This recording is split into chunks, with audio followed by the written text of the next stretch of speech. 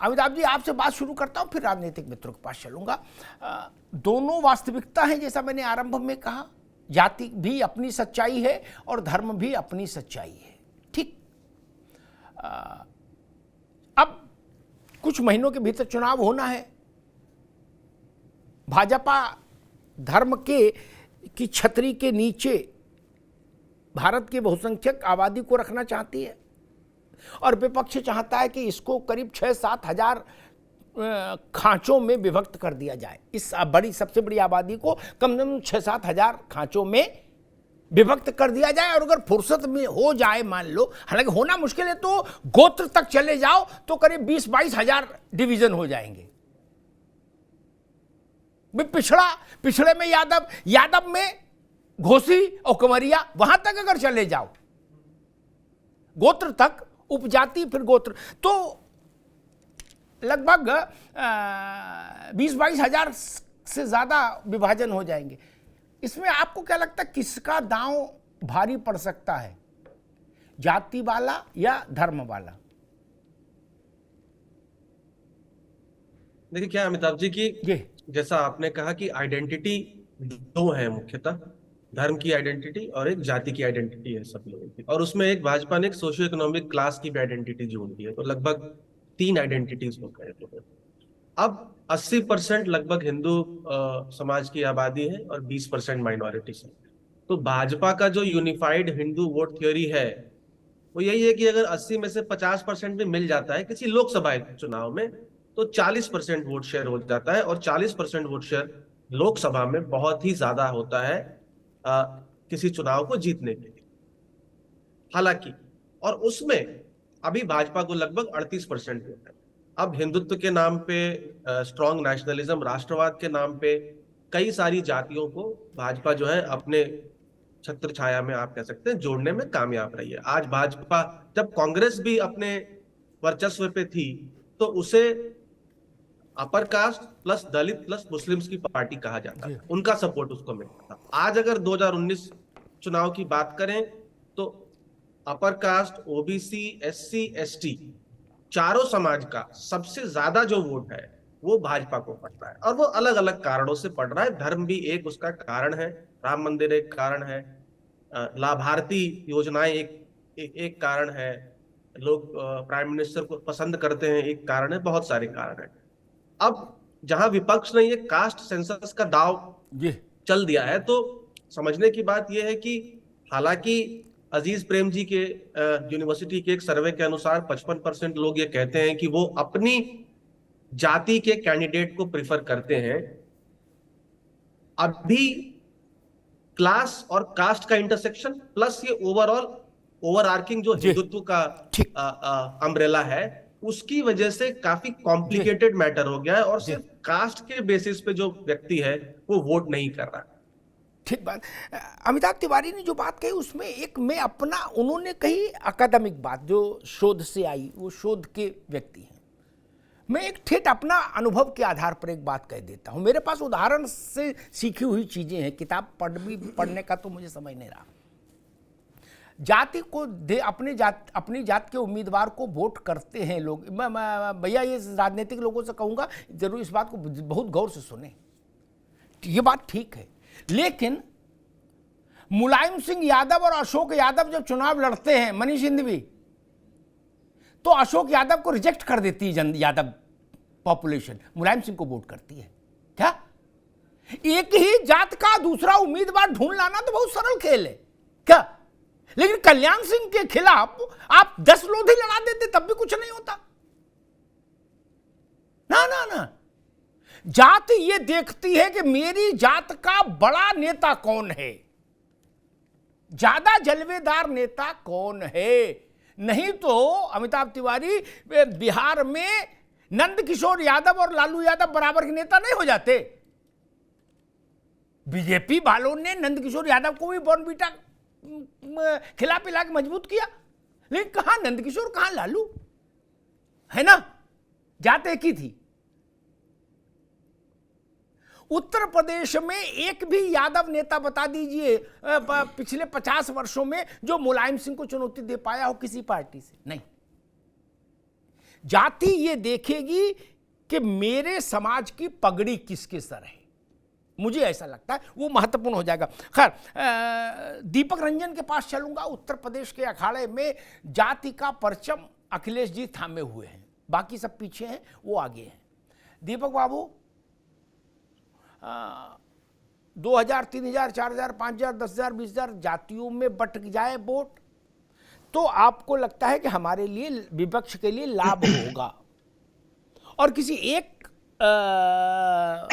धुरी पर एकत्रित हो जाए जैसा भाजपा चाहती है कि भाई सब सनातन या सब हिंदू, तो आपके लिए मुश्किल हो जाएगी, है ना।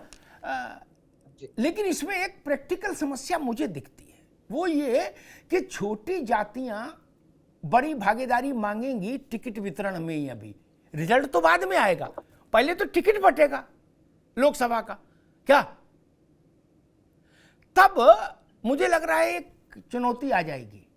दीपक जी, देखिए अमिताभ जी, आज श्रद्धेय डॉक्टर राम मनोहर लोहिया जी की पुण्यतिथि है, मैं उनको सादर नमन करता हूं। और साथ ही साथ मैं एक बात और कहना चाहूंगा अमिताभ भाई कि आपका वेस्ट कोट बहुत अच्छा लग रहा है। धन्यवाद। और रहा सवाल देखिए कह रहे थे, हाँ जी, नहीं अच्छा लग रहा है जो सर। तो देखिए अमिताभ भैया, कास्ट सेंसस की बात समाजवादी पार्टी सदैव सदन से लेकर के सड़क तक उठाती चली आ रही है। और कास्ट सेंसस को लेकर के देखिए, वो तो समाजवादी पार्टी तो शुरू से उठाती चली आ रही है। आज इंडिया मोर्चा जो बना है, इंडिया मोर्चा के एक एक घटक दल आज उसी सुर में सुर मिला करके कास्ट सेंसस की बात कर रहा है। अच्छा, ना सिर्फ इंडिया मोर्चा का एक एक घटक दल तो अमिताभ भाई एक सुर में बोल ही रहा है, इवन एनडीए जो इनका जो मोर्चा है, एनडीए जो इनका घटक दल है, उसमें भी कई ऐसे इनके सहयोगी पार्टनर हैं जिन्होंने मुखरता से कास्ट सेंसस की बात उठाई है। आज योगी जी ने कहां पर कही ये बात मुझे नहीं पता, लेकिन आज जो ये कह रहे थे कि जाति में बांटना चाहता है, तो पहले तो सहयोगी दल आपके जो आप उनसे पूछिए, जितने आपके मेजर सहयोगी दल, इवन उत्तर प्रदेश की खाली मैं बात कर लूं, ओम प्रकाश राजभर जी बिहार में जाते हैं तो बिल्कुल एकदम दहाड़ के कहते हैं कि जातिगत गणना होनी चाहिए, कास्ट सेंसस होनी चाहिए। आदरणीय अनुप्रिया पटेल जी जो इनकी वहां सांसद है, पूर्व मंत्री रही हैं, वो मुखरता से कह रही हैं कि कास्ट सेंसस होना चाहिए। आदरणीय संजय निषाद जी जो इनकी सरकार में मंत्री हैं, वो कह रहे हैं। तो पहले तो ये उनसे पूछे भाई कि इनका स्टैंड क्या है। ये लोग एक सुर में ये लोग नहीं बोल रहे हैं, कोई कुछ बोल रहा है, कोई लेते हैं। ठीक है, आपको लग रहा है कि नहीं ये मामला ठीक है, लेकिन मैं इसमें एक विमल सिंह के पास आऊंगा, वो उत्तर देंगे जो पूछा है जी। लेकिन एक चीज मुझे और लगती है, वो भी मैं सवाल सदन में रख दूं कि एक चीज ध्यान रखिए कि भाई जब आप जातियों को गैल्वनाइज करेंगे, उनको सामने रख के राजनीति करना चाहेंगे, तो जातियां ये भी कहेंगी, अमिताभ तिवारी इस चीज को बेहतर समझेंगे कि रोटेशन लागू करो।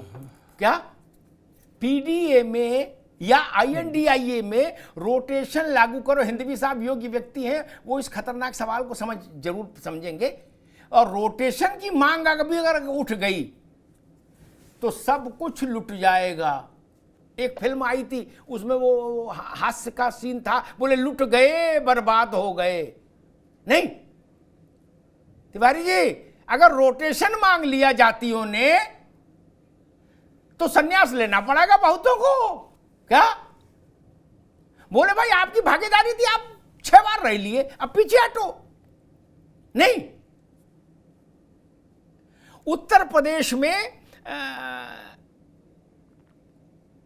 इसमें स्थानीय ग्राम प्रधान और जिला पंचायत में क्या पिछड़ों की 2600 जातियां तो लिखित परत में केंद्र की है, उसमें सबसे ज्यादा ग्राम प्रधान और जिला पंचायत किसके हैं? उनसे जो बचा चूरा हिंदवी जी, वो 3 पिछड़ी जातियों में आ गया। क्या उसके बाद शेष सब निर्जला व्रत कर रही हैं, वो निर्जला व्रत कर रही है शेष जातियां, वहां समस्या फंसेगी। इसलिए मैं कह रहा हूं टिकट वितरण खतरनाक है। वोट तो बाद। विमल सिंह, वो जो सवाल दीपक रंजन ने बड़ा जेन्युइन सवाल उठाया कि अनुप्रिया पटेल हो, संजय निषाद हो, ओम प्रकाश राजभर हो, वो ये नहीं मानेंगे कि भाई सनातन का मतलब सनातन, हिंदू का मतलब हिंदू, सब एक है, जातियों का मसला नहीं। वो तो उनकी तो दुकान ही इस पर है पूरी। फिर वो अपने साइन बोर्ड पर क्या लिखेंगे? निषाद पार्टी की जगह सनातन पार्टी। अमिताभ जी, देखिए, अभी हमारे साथ दो प्रवक्ता हैं, दोनों विपक्षी पार्टी के, मैं उनका जवाब दे देना चाहता हूं। आपने अच्छा सवाल किया, लेकिन मैं बता देना चाहता हूं, भारतीय जनता पार्टी का जो मोटो है, कभी जो है चुनाव जीतने का, कभी जातियों में बांटना और धर्म में बांटना नहीं है। हमारा जो मोटो है वही है सबका साथ, सबका विकास और सबका विश्वास। हम सबको साथ लेकर चलने वाले लोग हैं, हम जातियों में बांटकर जो है राजनीति नहीं करते हैं।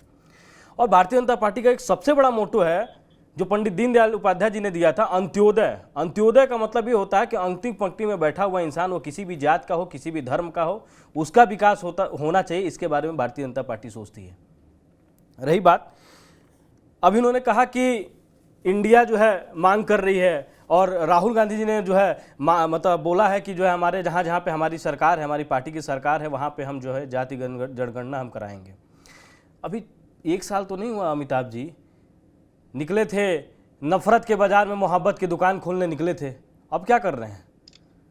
अब तो जो है मोहब्बत के देश में जो है, मोहब्बत के देश में नफरत का जो है एक बाजार खोलना चाह रहे हैं। जातियों में जो है देश को बांटना चाह रहे हैं। देखिए, आपने देखा अमिताभ जी, भारतीय जनता पार्टी का कोई भी योजना होती है, कोई भी नीति होती है, कोई भी जो है किसी भी अगर योजना को प्रधानमंत्री जी या योगी आदित्यनाथ जी अगर लाते हैं, आपने देखा ग्राउंड जीरो पे किसी भी जात का हो, किसी भी धर्म का हो, उसके बारे में नहीं सोचा जाता है। उसको कैसे लाभ पहुंचाना है, वो गरीब है, उसके घर पे राशन नहीं है तो राशन भिजवाया जाता है, वो बीमार है तो उसको अस्पताल में भिजवाया जाता है। इसी उत्तर प्रदेश की बात कर रहे हैं दीपक रंजन जी, उत्तर प्रदेश के बलिया का मैं रहने वाला हूं दीपक जी, और वहां की क्या कंडीशन थी 2017 से पहले, मैं भी उससे वाकिफ हूं। मैं यही कहना चाहता हूं कि जातियों में देश को मत बांटो। हमारा देश जो है एक एकता वाला देश है, जहां पे हर तरीके के जात के लोग होते हैं और हर धर्म के लोग रहते हैं। ठीक है विमल सिंह,